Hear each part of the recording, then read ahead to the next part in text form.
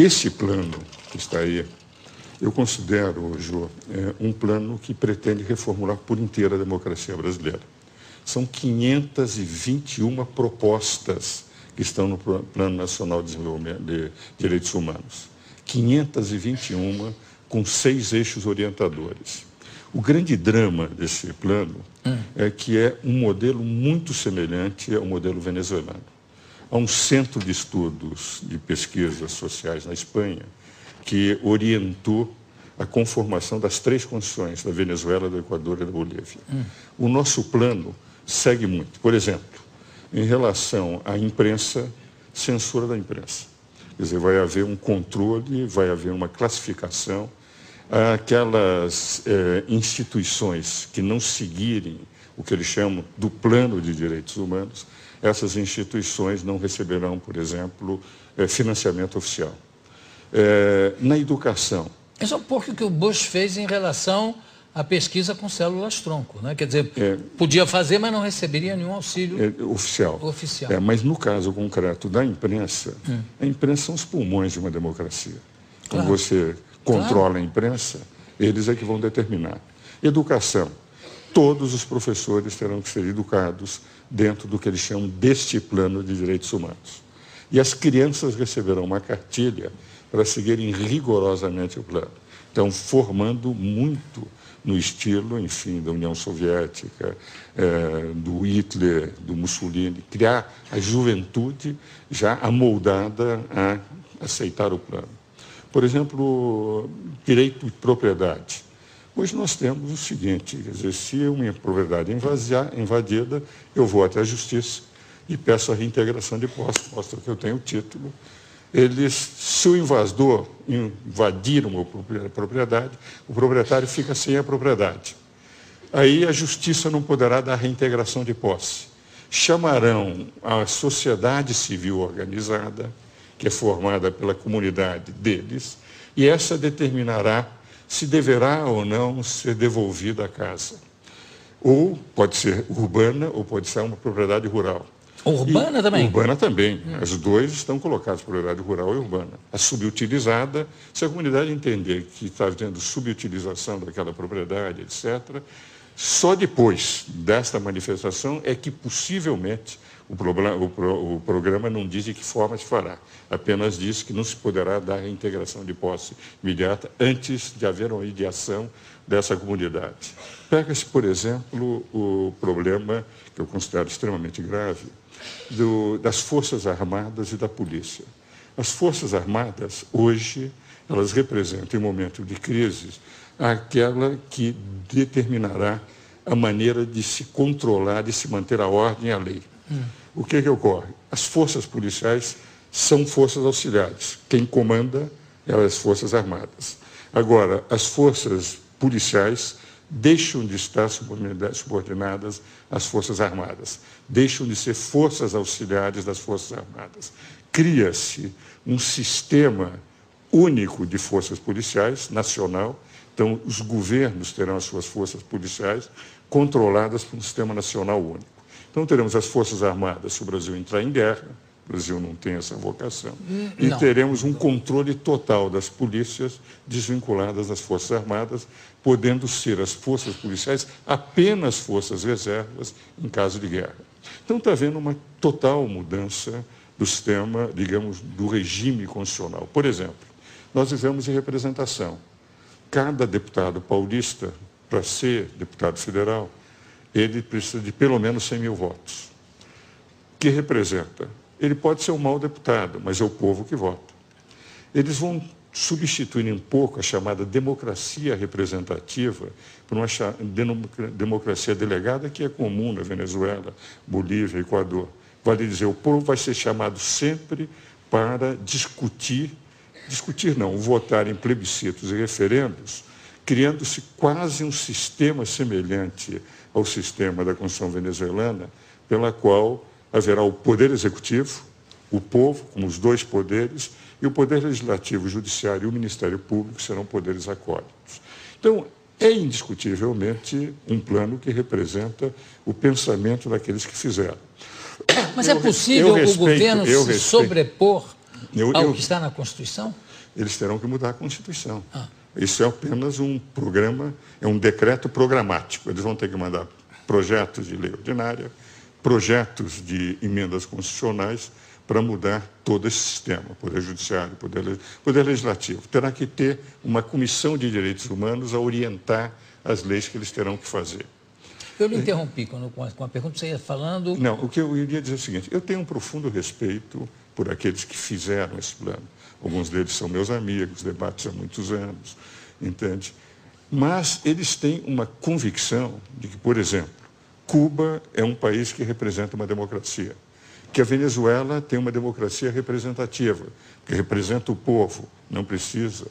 E eles estão pretendendo trazer para o Brasil as convicções ideológicas deles, que eu respeito, não são as minhas. Não, mas como é que Cuba pode ser considerada uma democracia se tem o Fidel, por quem eu tenho, aliás, uma grande admiração pela luta dele, pelo que ele significou para Cuba, tudo isso. Eu confesso que não tenho a mesma admiração. Não, eu digo o seguinte, um sujeito que desembarca com 12 pessoas numa ilha e toma conta, evidente que se transforma num mito, pelo menos. No tempo que eu estudava na faculdade... Mas será que não surgiu mais ninguém com competência? Olha, no tempo que eu estudava na faculdade, em 57, quando ele começou, a mim me revoltava muito. Nós damos sempre o direito de defesa como o principal direito de uma democracia. Claro. Não há democracia sem direito de defesa. Por isso é que eu sou advogado, nunca quis ser magistrado, nem político, nem nada. Agora, naquela época, foram levados milhares de pessoas aos paredões eu sei. sem nenhum direito de defesa. Eu nunca perdoo alguém que matou sem ter permitido que as pessoas se defendessem. Isso é um genocida. Então, podem admirar o Fidel Castro, mas eu, que sempre vivi defendendo o direito de defesa, que estudava na faculdade, lia todo dia nos jornais, primeira página na época, eram os paredões, ao ponto de nós chamarmos Fidel Paredão Castro, eu não posso admitir. Agora, eu não estou falando nem do sistema, nem do modus operandi do sistema, eu estou falando a figura dele, o carisma que ele tem, eu entendo. Carisma ele tem, indiscutivelmente, excepcional. Che Guevara excepcional, também. Excepcional. O que eu não estou de acordo. Agora, o que ocorre? Eles dizem que é uma democracia porque não precisam de eleições. As eleições são apenas confirmativas, porque só tem o partido oficial. Porque diz que o povo está contente com o que eles fazem. Se nós analisarmos, todos os que têm defendido a Venezuela, o Equador, a Bolívia, esses regimes bolivarianos, e realmente também a Nicarágua e Cuba, que é uma ditadura, ao meu ver, eles estão convencidos que isso é o melhor para o Brasil. Se nós pegarmos o plano diz o seguinte, nesses 20 anos, nós tivemos a onda neoliberal do Brasil. E nós precisamos voltar a um Estado mais forte, as desprivatizações, isso está no introito do plano. Ora, eu acho que esses 20 anos foram os grandes anos de o Brasil saltar de um país relativamente desconhecido, de grande extensão territorial, para ter hoje uma participação no cenário mundial. Porque, como é que eu posso dizer que esses 20 anos são um fracasso e que nós precisamos voltar às estradas? Não, nesses 20 anos, os governos do presidente Lula. Claro, e o Lula, vou dizer o seguinte, os primeiros 7 anos do presidente Lula, ele teve uma participação internacional fantástica. Eu tenho a impressão que o Lula, ele fez um erro a partir do episódio de Honduras. Porque eu tinha certeza que esse ano ele seria indicado para o Prêmio Nobel da Paz. Porque os 7 primeiros anos de atuação do Lula no cenário internacional, ao ponto do Obama dizer ele é o cara, teve um benefício indireto, o próprio Obama, mas para ele foi bem. Agora, no momento que em Honduras ele começou a atacar uma deposição absolutamente constitucional do Zelaya, porque ele queria algo que é uma cláusula pétrea que não poderia, e que o artigo 239 da Constituição hondurenha diz que todo aquele que pretender a reeleição será imediatamente afastado de qualquer posição que tenha dentro do governo. Basta dizer que um dos maiores juristas brasileiros, que é do PT, foi secretário do PT, que é Dalmo Dallari, escreveu um artigo na Folha dizendo realmente foi constitucional a deposição do Zelaya. Ele começou a defender e não aceitou as eleições que foram livres. As eleições foram vigiadas pela comunidade internacional. E aceita o governo cubano, aceita todas as estrepulias, as estrionices do Chaves, o que representa, vai em contato com as eleições fraudadas do Irã. Quer dizer, na prática, eu creio que o Lula, que fez um papel excepcional durante os primeiros 7 anos, sendo uma surpresa para o mundo inteiro, está desfigurando um pouco a sua imagem em relação à Venezuela, Cuba, Irã, etc. E o que é pior, entende? Ao ter assinado esse plano. Porque esse plano representa, se viesse aprovado, eu tenho a impressão que não seria nunca uma reformulação completa, Jô, completa de toda a Constituição. da Constituição. 521 proposições, 521 mudanças eles pretendem no sistema constitucional brasileiro. Eu queria abrir, eu sei que tem inclusive alunos de direito aqui hoje também, não tem? Tem? Eu queria abrir para perguntas ao doutor Ives, se alguém tem alguma pergunta à disposição específica. Pois não? Bom, com relação ao projeto, mais especificamente na parte da censura, queria perguntar para o senhor o que o senhor acha pior. Se é uma censura escancarada, como acontece na Venezuela, que propõe, assim, de certa maneira, o projeto, ou uma censura velada, como acontece também em outros países, também no Brasil, em que a imprensa edita a realidade de acordo com a opinião de certos grupos. Não, a censura que eles estão pretendendo é muito mais grave, semelhante àquela da Venezuela. Porque qual é o capítulo da imprensa? Haverá um órgão que vai definir e fazer a classificação dos artigos. O que vale dizer, o jornalista, conforme o tipo de exposição que fizer, ele vai ser catalogado. Os veículos, os jornais, terão também a sua catalogação para poder ou não receber. E no que concerne à rádio e televisão, como é uma concessão pública, eles poderão inclusive cancelar. Então nós teremos um conselho que irá dizendo o que é que se poderá ou não dizer nos jornais, representando, portanto, uma censura efetiva, sob a alegação de que estão com isto valorizando a Constituição, não permitindo abusos da imprensa. Ora, quem pode atacar os abusos da imprensa é o Poder Judiciário. Sempre que a imprensa abusa, entram as pessoas com ações de indenizações por danos morais ou danos patrimoniais e têm ganho. Há muitos jornais que têm sofrido isso. Então, nós já temos os mecanismos de censura. Agora, eu me lembro, no tempo da exceção, em que eu era conselheiro da Ordem, nós, conselheiros, éramos os únicos que falávamos. Porque os jornais, quando tinham matérias contrárias ao regime anterior, você se lembra, publicavam poemas de Camões, receitas. Ora, nós não teremos isso. As matérias serão proibidas de serem publicadas. Então, haverá efetivamente uma censura da imprensa escrita e, possivelmente, o corte, como acontece na Venezuela, dos canais de televisão e de rádio que forem encontrados. Se lerem o capítulo referente à comunicação social, é extremamente perigoso, porque nós vamos perder os pulmões da sociedade que representam a imprensa. Mais alguém? Aqui? Pois não? Eu gostaria de saber se a população brasileira vai poder opinar de alguma forma, porque isso vai interferir de algum jeito na nossa vida. Como no caso teve o plebiscito contra o desarmamento, isso. Queria saber se a população vai ter como opinar de algum jeito. Certo. Veja o seguinte, a forma como eles puseram o plano é um plano com 25 diretrizes, 6 eixos orientadores e 521 proposições. Disseram eles, no introito, que eles discutiram com 14 mil pessoas no Brasil inteiro e diversas instituições.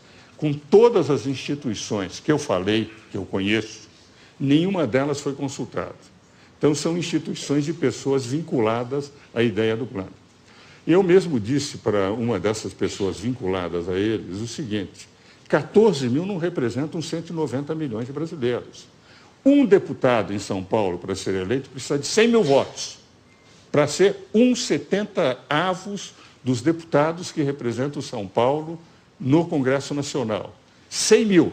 Eles consultaram 14 mil, em nome de 14 mil estão falando por 190 milhões de brasileiros. Agora, esse projeto vai ter que ser enviado ao Congresso Nacional.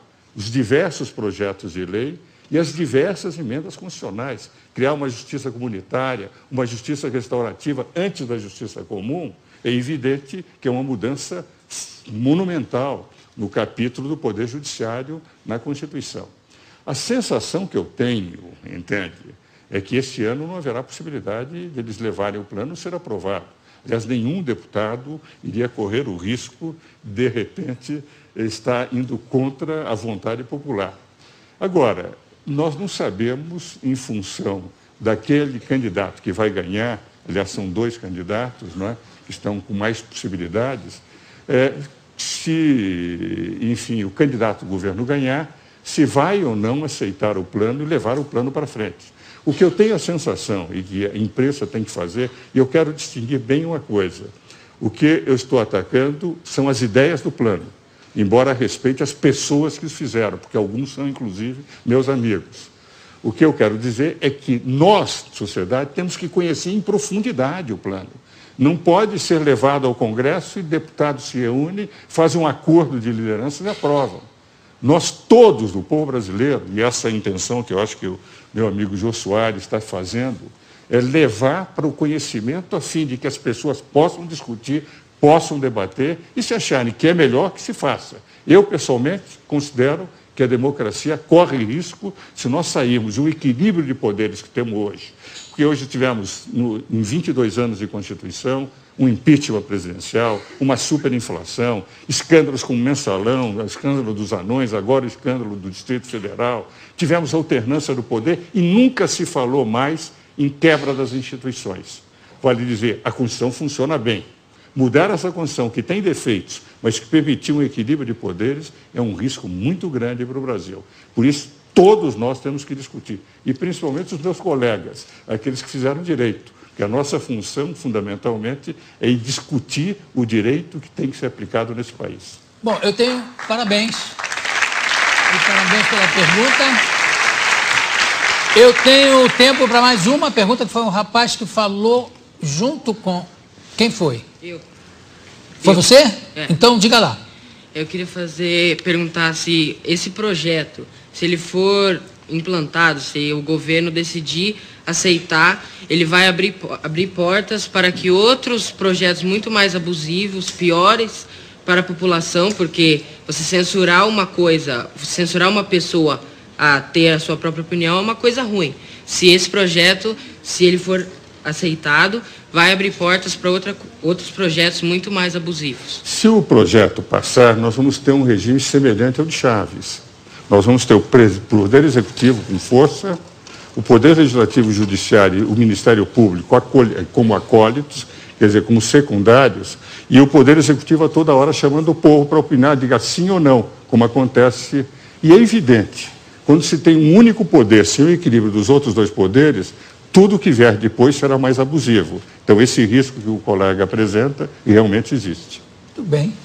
Bom, eu quero agradecer a presença aqui do doutor Ives Gandra da Silva Martins.